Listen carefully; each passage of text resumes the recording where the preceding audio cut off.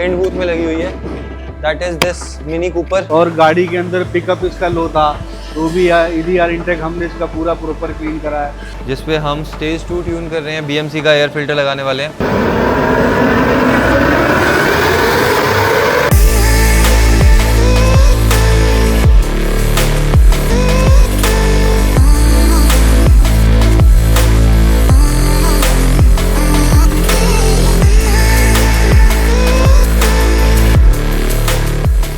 ये land rover की Freelander आई थी हमारे पास। वैसे तो यहाँ NCR में ये गाड़ी एक्सपायर हो रही है, वैसे ये 2015 का मॉडल है, बट इसके अंदर बहुत सारी चीज़ें थी। सस्पेंशन का भी काम था और मेजर सर्विस थी।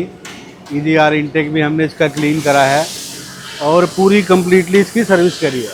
तो आगे से तो हमने गाड़ी ऑलमोस्ट कंप्लीट कर दी है, अब इसका रियर का काम चल रहा है। तो रियर के काम में कितना टाइम लगेगा, तो ये वैसे गाड़ी कंप्लीट हो गई है, मतलब आधे पौन घंटे में कंप्लीट कर देंगे। बहुत छोटे छोटे इशू था इसके अंदर, सस्पेंशन के अंदर वाज था और गाड़ी के अंदर पिकअप इसका लो था, तो भी EDR इंटेक हमने इसका पूरा प्रॉपर क्लीन करा है और इसकी मेजर सर्विस करी है। तो ये गाड़ी 1 से 1.5 घंटे के अंदर कंप्लीट करके इसको बाहर निकालते हैं, फिर एक बार रोड पे चलाते हैं, फिर टेस्ट ड्राइव लेके आपको बताते हैं क्या रिपोर्ट है। भाई ये भी इंडिवर आई थी हमारे पास पिकअप को लेके, पिकअप का इशू आ रहा था, इसका भी EDR इंटेक क्लीन करा हमने। आजकल फोर्ड की भी गाड़ियाँ हमारे पास लाइन से ही है, अभी भी ऑलमोस्ट 4 इंडिवर खड़ी है हमारे पास। एक जयपुर से इंजन के लिए आई थी और 2 गाड़ी और थी जिसके अंदर पिकअप का इशू था, तो उनके अंदर ना ट्रांसमिशन का काम था, तो वो ट्रांसमिशन कर रहे हैं अभी, तो उसमें भी थोड़ा टाइम लगेगा। और ये भी गाड़ी सेम पिकअप का इशू था इसके अंदर भी, ये भी गाड़ी चलते चलते पिकअप ड्रॉप कर रही थी कभी कभी और ये झटका सा ले रही थी, तो वो भी हमने इसका पूरा किया है कंप्लीट काम। अब ऑलमोस्ट ये कंप्लीट हो गई है और ये गाड़ी कई मल्टी ब्रांड वर्कशॉप में गई है और वहाँ इन्होंने दिखा के थक गए। कोई कह रहा है आप इसका गियर बक्सा चेंज करा लो और इसका टर्बो चेंज करा लो, आपकी गाड़ी का पिकअप सॉल्व हो जाएगा, बट उससे इनका प्रॉब्लम सॉल्व नहीं हुआ। फिर इन्होंने हमें देखा यूट्यूब पे कि हमारे पास बहुत सारी इंडिवर खड़ी है जिसके गियर बक्स से रिलेटेड हमने बहुत सारा काम किया है, तो वो वीडियो देख के हमारे पास आए हैं। आज इनकी गाड़ी ऑलमोस्ट हमने कंप्लीट कर दी है। कृष्णा पिकअप वगैरह बढ़िया हो गया ना सारा?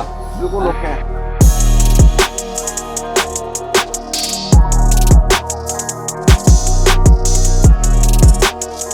सो अपने पास ना 2 कार्स है फुल पेंट जॉब के लिए। अभी ये एंडेवर है जिसके हम बम्पर्स रेडी कर रहे हैं।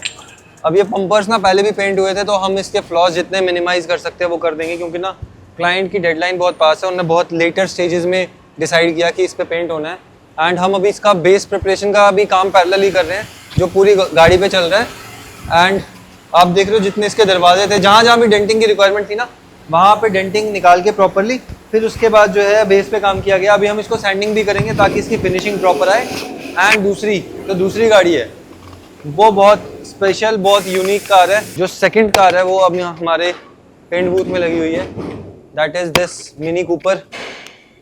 ये कूपर D है इसका वर्जन एंड इसके जो हमने पैनल्स है सारे निकाल दिए हैं, इसके फेंडर्स, इसका बोनेट, वो सब निकाल दिया। अब जो शेल एरिया है, जो क्वार्टर पैनल वाला एरिया है, वो हमें पेंट करना है। इस पे पेंट हुआ नहीं अभी, ये वाइट प्राइमर है, इस पे एप्लीकेशन हुआ, तो हमने इसको प्रॉपर्ली हील होने का टाइम दिया। इसकी सैंडिंग हमने कर दी है ना, सैंडिंग वगैरह हो गया प्राइमर का भी।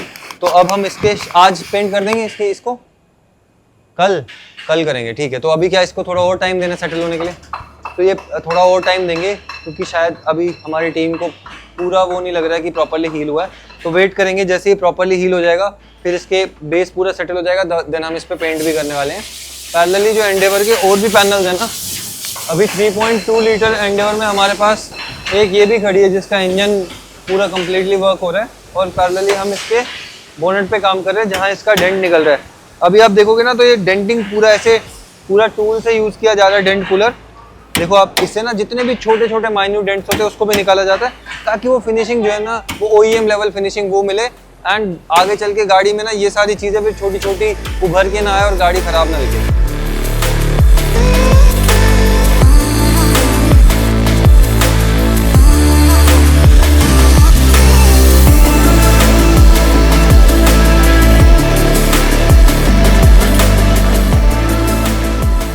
तो अभी हमने ना इस वेन्यू को लिफ्ट पे लगा दिया है जहाँ पे हम इसका गियर बॉक्स रिलेटेड वर्क कर रहे हैं, यानी मतलब इसका क्लच सेट पूरा रिप्लेस करेंगे, clutch plate, pressure plate, bearings, क्योंकि इस गाड़ी का ना पिकअप नहीं आता है। अप्रॉक्सीमेटली 180 के आसपास चल चुकी है गाड़ी एंड रिसेंट में सर्विस कराई है उन्होंने डीलरशिप से, बट हमारे पास ट्यून होने के लिए आई थी, हमने टेस्ट ड्राइव ली तो जो पिकअप एक्चुअली आना चाहिए था वो आ नहीं रहा है। तो क्लाइंट को भी बताया तो उन्होंने कहा ठीक है, मतलब ऑब्वियसली इतना चलने के बाद ये सारी चीज़ें अभी तक चेंज नहीं हुई है तो हम उसको रिप्लेस कर रहे हैं।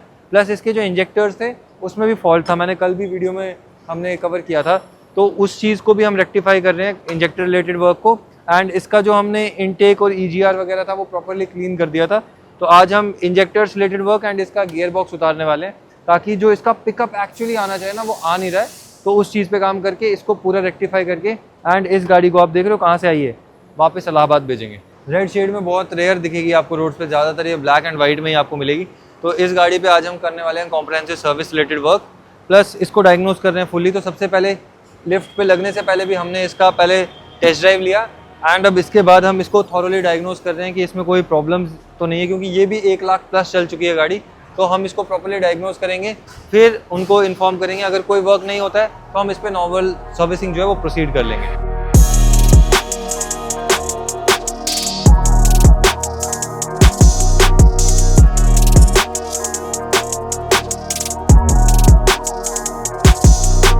तो अभी अपने पास ना एक हाइलक्स रिसीव हुई है फिर से, जिस पे हम स्टेज 2 ट्यून कर रहे हैं, BMC का एयर फिल्टर लगाने वाले हैं।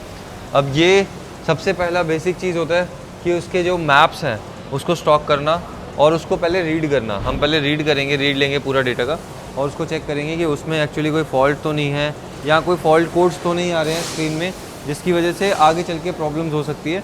तो हम सबसे पहले जो बेसिक चीज़ें हैं उनको पूरा डायग्नोज करेंगे एंड देन फिर हम इस पर रीमैप का प्रोसेस स्टार्ट करेंगे। इसको अभी प्रॉपर ट्यून करते हैं और इसकी जो परफॉर्मेंस है ना उसको इंक्रीज़ करते हैं, क्योंकि ये जितने भी इंजन रहते हैं ना हाइलक्स के, फॉर्च्यूनर के, ये थोड़े अंडर पावर रहते हैं, रिस्ट्रिक्टेड रहते हैं। इनको हम ओपन कर सकते हैं और एक सर्टन सेफ लिमिट तक पुश कर सकते हैं, जिससे ना गाड़ी की परफॉर्मेंस काफ़ी अच्छी निकल के आती है। अब जिन लोगों ने ये फील किया है ना उनको एक्जैक्टली समझ में आ रहा होगा कि मैं किस चीज़ के बारे में बात कर रहा हूँ, और जिन्होंने फील नहीं किया वो डेफिनेटली एक बार आओ, ट्यून कराओ और डिफरेंस फील करो।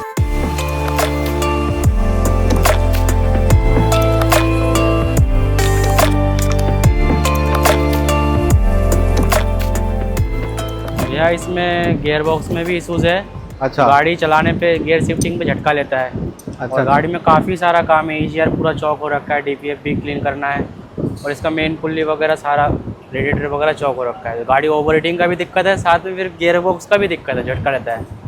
तो काफ़ी काम है इसमें। गियर स्मूथली चेंज नहीं हो रहा, झटके ले रही है ना, झटके ले रहा है, शिफ्टिंग में दिक्कत ये गाड़ी ना हमारे पास स्कॉर्पियो आई है गाजियाबाद से, और बहुत सारा इशू था इसके अंदर। एक तो गियर के अंदर दिक्कत था, गियर इसके शिफ्ट नहीं हो रहे थे। वैसे तो गाड़ी ऑटोमेटिक है ये, तो गियर शिफ्टिंग के अंदर प्रॉब्लम आ रहा था। तो हमने इसको डायग्नोज करा, तो डायग्नोज करने के बाद ये पता लगा कि भाई ये गाड़ी गर्म हो रही है। तो अगर गाड़ी गर्म होगी तो इसका गियर प्रॉपर शिफ्ट नहीं करेगा, क्योंकि इसके रेडिएटर के अंदर ना गियर बक्से का भी कूलेंट का सर्कुलेशन चलता है। तो हम उसका रेडिएटर चौक है ना रितेश, इसका हाँ दिखाना एक बार। रेडिएटर चौक है। तो भाई हम इसका ना पूरा प्रॉपर सारा आगे से डायग्नोज किया, तो अभी इसको खोल रहे हैं। आप इसके रेडिएटर का हाल देखिए आगे से क्या होता है। बहुत से लोग ना वैसे प्रॉपर लगे पानी मार के कहते भाई हमने कंडेंसर क्लीन कर दिया, बट वो प्रॉपर होता नहीं है। अब प्रॉपर करने के लिए क्या है कि भाई सारी चीज़ें खोलनी पड़ती है। ऐसा नहीं जी बम्पर हटाए बिना जी हमने रेडिएटर क्लीन कर दिया। आप इस रेडिएटर का हालत देखो क्या। अब ये गाड़ी गर्म होने के कारण ना इसकी गियर शिफ्ट नहीं हो रहा है, तो अब इसको क्लीन करते हैं और इसका मेजर सर्विस भी कर रहे हैं। हाँ मेजर सर्विस कर रहे हैं ना, गियर ऑयल भी चेंज हो रहा है इसका। और एक इसके ना डैशबोर्ड के अंदर पानी भी आ रहा था, बता रहे थे क्लाइंट ना। हाँ वो चेक किया है, चूहा ने पाइप काट रखा है, पूरा वो काट रखा है इसका अंदर का डैशबोर्ड का जो ब्लोअर का वो होता है ना कंट्रोलर, उसको काट दिया है। जो नीचे वाला पार्ट होता है उसको काट दिया, तो पानी वाला निकलता है, पानी नीचे पूरा काट दिया। प्लास्टिक का मेटल ही पूरा काट दिया है। अच्छा अच्छा। और 2-3 जगह से ही काटा है, तो फिर हमें डैशबोर्ड भी पूरा खोलना पड़ेगा। पूरा खोलना पड़ेगा। तो भाई अभी इसका तो डैशबोर्ड भी खोलना है और इसका EGR इंटेक भी हम क्लीन कर रहे हैं, क्योंकि इसका भी सूट मास हाई हो रहा था। तो वो भी अभी इसका इंटेक कैटलिक कन्वर्टर भी निकाल रहे हैं, उसको भी हमें क्लीन करना है। वैसे तो क्लीनिंग हम प्रॉपर मशीन पे ही करते हैं। कस्टमर ने गाड़ी को काफ़ी चलाया है, इसके लिए ये मेन पुल्ली वगैरह भी पूरा ख़त्म है। उसका अंदर दोनों आपस में टच होके ना लगर खा रहा है। अच्छा वो पुलिस की टच, पुलिस ये देखो ना पूरा वाइट वाइट जो निकल रहा है, बिल्कुल रेड हो गई, इतनी हीट हुई गाड़ी ना। आप एक बार नीचे दिखा राहुल, ये गाड़ी कितनी ओवर हीट हो रही थी चलते चलते ना। इसी के कारण इसका ना गियर शिफ्ट नहीं कर रहा था, तो हमें इसका ट्रांसमिशन ऑयल भी चेंज करना पड़ा। ट्रांसमिशन ऑयल भी चेंज गाड़ी काफ़ी सारा गर्म इशू हुआ है। तो अभी तो बहुत सारा काम है इसके अंदर, अभी कर रहे हैं और आपको देखने के लिए बहुत सारी चीज़ें मिलेगी। संदीप, हमने कर लिया डायग्नोस क्या क्या है? हाँ सर। वैसे ये गाड़ी सर्विस के लिए आई थी ना हमारे पास। हाँ, सर्विस के लिए आई सर। ये MG हेक्टर भी हमारे पे सर्विस के लिए आई है और इसके अंदर भी बहुत सारा, सबसे बड़ा मेजर प्रॉब्लम क्या है कि इसका ना ऑयल लीक कर रहा है।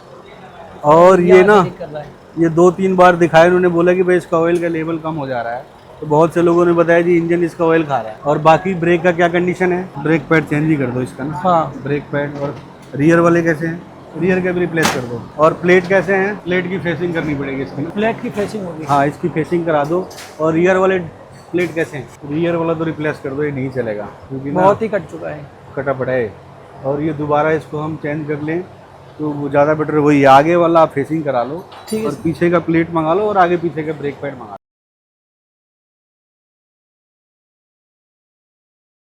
ये भी स्कोडा में क्या दिक्कत आ रही है कृष्णा? इसमें इंजन चेक की लाइट आ रही थी। अच्छा, इंजन चेक की लाइट आ रही है। हाँ, हाँ। फिर हमने डायग्नोस करा, इसमें क्या फॉल्ट कोड आ रहा है? डायग्नोस करा तो इसका थर्मोस्टेट स्विच जो वाटर पंप में लगा रहता है ना, अच्छा, हाँ, उसका फॉल्ट आ रहा है। थर्मोस्टेट वाला स्विच का कोड बता रहा है। हाँ। फिर वाटर पंप के साथ ही आएगा वो, तो वैसे आता है। चेंज करना भाई पड़ेगा। ये वाला इंजन ना आपको ऑडी के अंदर भी आता लगा हुआ। ऑडी Q6 में भी यही इंजन है, तो ये सेम इंजन है, इनके कई गाड़ियों के अंदर आता है।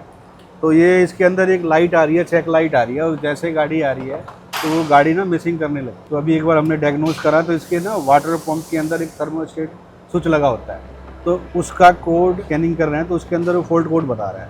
तो एक बार उसको, उसके लिए तो हमें फिर आगे से सारा ही खोलना पड़ेगा, पूरा सिस्टम खोलना वाटर पड़ेगा। पंप के लिए। तो हाँ, इसके नीचे वाटर है ना। पंप तो इसके मैनीफोल्ड के नीचे होता है ना, ये बड़ा टस्क वाला काम है। तो फिर खोल लो इसको, हाँ, खोलते हैं। एक बार प्रॉपर डायग्नोस करो, फिर देखते हैं इसमें क्या है।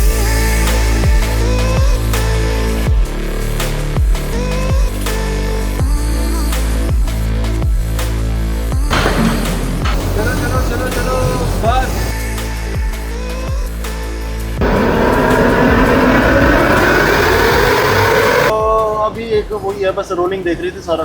अच्छा, अभी रोलिंग देख रही ठीक है, स्ट्रैप डाउन है, एवरीथिंग ठीक है। तो अभी हम पहला टेस्ट मारेंगे, फर्स्ट रन। हाँ, अब ये रन करने के लिए भी ना हमें बहुत सारी चीज़ें पहले सेटअप करनी पड़ती है, सारे स्ट्रैपिंग करनी पड़ती है प्रॉपर्ली, ताकि ना जब हम ये सारी चीज़ें कर रहे हैं ना तो इसमें सेफ्टी बहुत ज़्यादा इंपॉर्टेंट रोल प्ले करता है, ताकि जब ये सारी चीज़ें हो रही हो प्रैक्टिकली तो कोई भी एक्सीडेंटल डैमेज होने से हम पहले ही चीज़ें सेफ साइड पे लेके चलें, ताकि कोई चीज़ें ख़राब ना हो।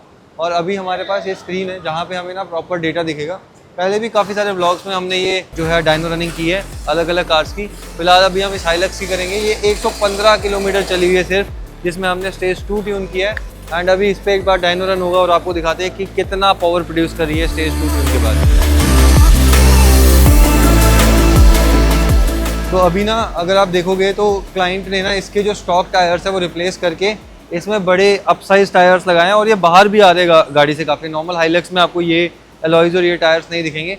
सो इन सारी चीज़ों का ना एक ट्यून पे डिफरेंस क्रिएट होता है, क्योंकि जो पावर है वो प्रॉपरली नहीं आएगी। तो ये जो हमने ट्यून की हुई है ना, तो ट्यून होने के बाद अगर नॉर्मल स्टॉक हाइलक्स की बात करता तो वो ज़्यादा अच्छा परफॉर्म कर पाती, ज़्यादा अच्छी पिकअप क्रिएट कर पाती as compare to this car, क्योंकि इसका जो अलॉय साइज़ है वो बड़ा है। तो जो फ्रिक्शन होगा ना रोड के साथ वो और ज़्यादा अच्छे से होगा। और हमारी स्क्रीन पे आपको दिख रहा होगा प्रॉपरली कि कितना bhp है वो आ रहा है, और कितने rpm पे आएगा वो भी प्रॉपरली दिखेगा।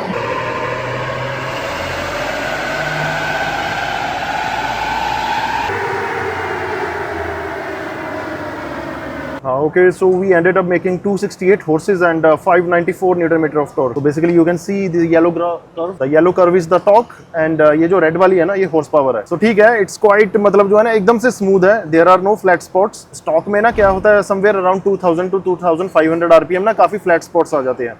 So we have fixed that. तो horse power you can see all the way up to 4500 RPM गाड़ी पुल मारती चली जाएगी.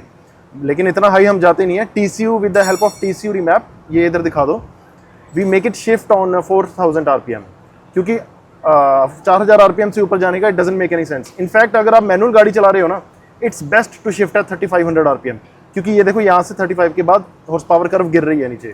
So it is best अगर आप मैनुअल चला रहे हो paddle shifting, so it is best to shift at 3500 RPM. अभी हम थोड़ा और इसको खींच सकते थे 600 न्यूटन मीटर प्लस, बट आप टायर देख सकते हो जब हमने इसको 200 टच करवाया अभी तो बहुत ज़्यादा चीख रहे थे tyre. So that is the best we could do on this these tyres. और काफ़ी इन्होंने फ्रेम वगैरह भी बहुत हैवी लगाया हुआ है।